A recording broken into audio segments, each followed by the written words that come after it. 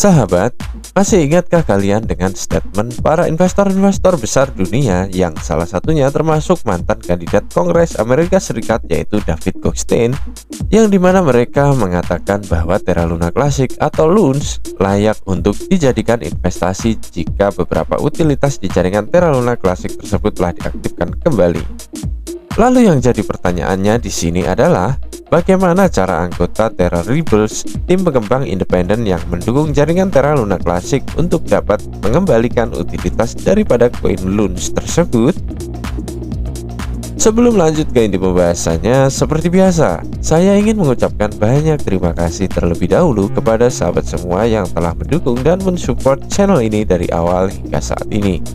Dan teruntuk sahabat yang baru mampir atau baru menemukan channel ini, saya mohon dukungan dari sahabat semua untuk menekan tombol subscribe yang ada di pojok kanan bawah video agar sahabat tak ketinggalan berita kripto terupdate dari channel ini. Baik, sekarang nyamankan posisi kalian dan simak videonya sampai habis.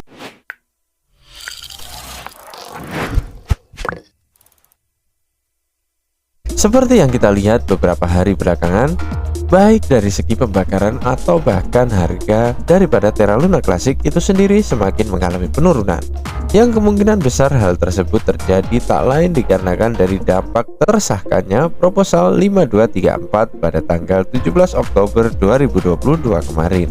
yang mana sempat saya ulas di video saya sebelumnya bahwasanya isi daripada proposal 5234 tersebut tak lain adalah pengurangan pajak pembakaran dari sebelumnya sebesar 1,2%,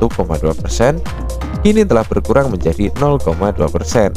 serta juga penyisihan sebesar 10% dari pembakaran di akhir setiap periode jaringan LUNS atau kurang lebih sekitar 7 hari kerja.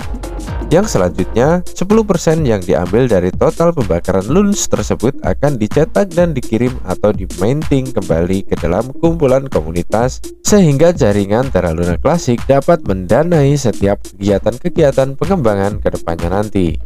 So, maka dari itu sangat wajar jika harga daripada Terra Luna Classic tersebut telah terpantau mengalami penurunan,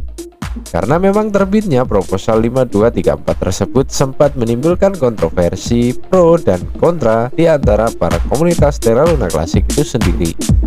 Namun kendati demikian, sahabat tak perlu khawatir,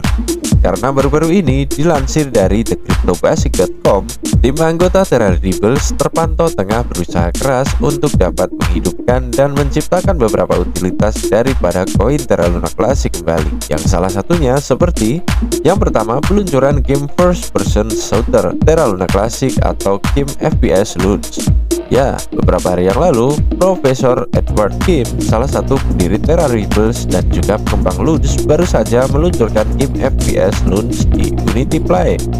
sebuah platform tempat di mana para calon pembuat game menerapkan kreasi web GL terbaru mereka. Adapun keuntungan daripada peluncuran game FPS LUNS tersebut adalah nantinya game FPS LUNS tersebut akan berkontribusi penuh untuk membuat proyek Terra Luna Classic lebih populer di kalangan para pengguna cryptocurrency, sehingga dengan begitu ketertarikan pada koin LUNS akan melonjak secara signifikan dikarenakan orang-orang akan dihargai dengan reward atau hadiah berupa koin Terra Luna Classic atau LUNS tersebut. Serta selain itu, mengirimkan hadiah koin LUNS ke wallet para pemain juga dapat berkontribusi pada program pembakaran yang sedang berlangsung ke depannya nanti, yang dimana pembakaran pajak sebesar 0,2% akan diterapkan pada setiap koin Terra Luna Classic yang akan dikirim sebagai hadiah atau reward kepada setiap pemain game FPS LUNS tersebut. Dan upaya yang kedua, peluncuran fitur The Apps di jaringan Terra Classic. Selain peluncuran game FPS LUNS di atas, menurut tweet yang ada, Terra Rebels juga baru saja meluncurkan aplikasi terdesentralisasi pertama The Apps jaringan Terra Classic untuk sarana permainan lotre yang diluncurkan Terra Rebels di jaringan Terra Luna Classic, dimana untuk dapat ikut berpartisipasi dalam permainan lotre yang diluncurkan di jaringan Terra Classic tersebut, pengguna harus menemukan The Apps terlebih dahulu melalui situs web Terra Rebels, yang selanjutnya para pemain akan diminta untuk menghubungkan dompet Terra Luna Classic mereka.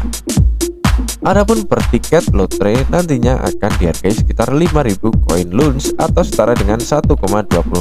US dollar per tarif yang berlaku saat ini. Sedangkan untuk pemenang akan diumumkan di akhir setiap putaran yang berlangsung selama 7 hari terakhir. Dengan ketentuan bagi setiap pemenang akan berhak atas 60% dari kumpulan, sedangkan 40% sisanya akan dibagikan diantaranya seperti 26% ke Burn Wallet, 6% untuk membuat The Apps, 7% untuk The Rebels, dan 1%-nya lagi untuk disimpan dalam cadangan kontrak. Jadi dengan begitu, bisa kita tarik garis kesimpulan bahwasanya dengan meluncurkan fitur The Apps di jaringan Terra Classic tersebut, maka secara otomatis akan dapat membantu membakar lebih banyak koin LUNS, dikarenakan perlu kita ketahui bahwa membeli tiket masih termasuk transaksi on-chain. Yang itu artinya setiap transaksi pembelian tiket dapat dikenakan pajak sebesar 0,2%. Yang tentunya dengan begitu jumlah pembakaran yang dihasilkan melalui fitur The App tersebut akan semakin bertambah selain pembakaran yang didapat dari 26% kesimpulan yang telah saya sebutkan di atas tadi.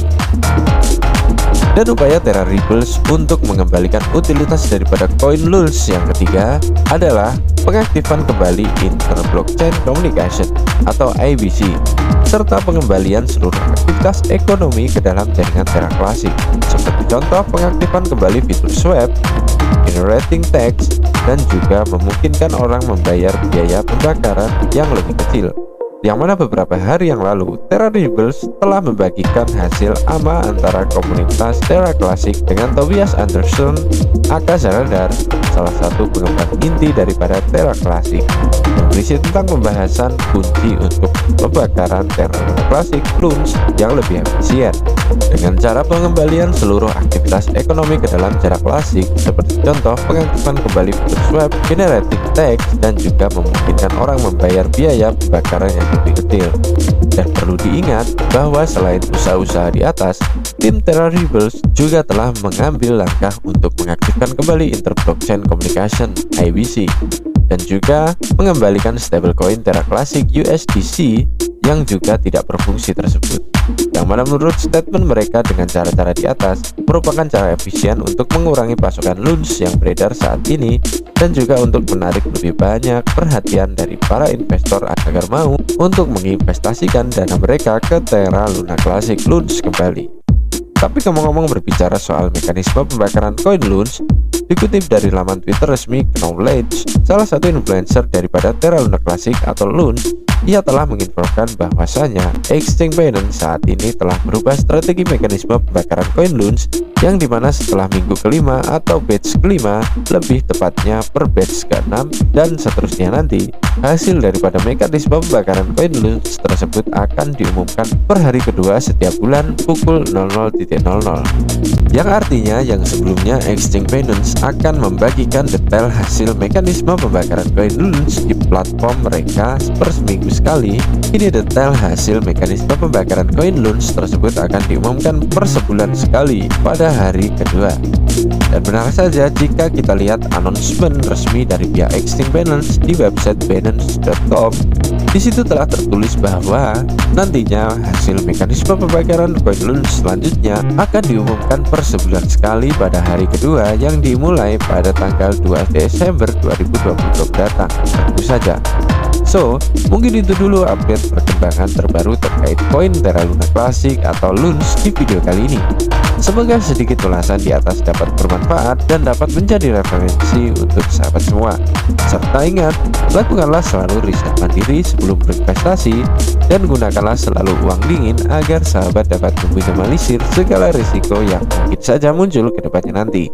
Saya Sino Crypto, pamit.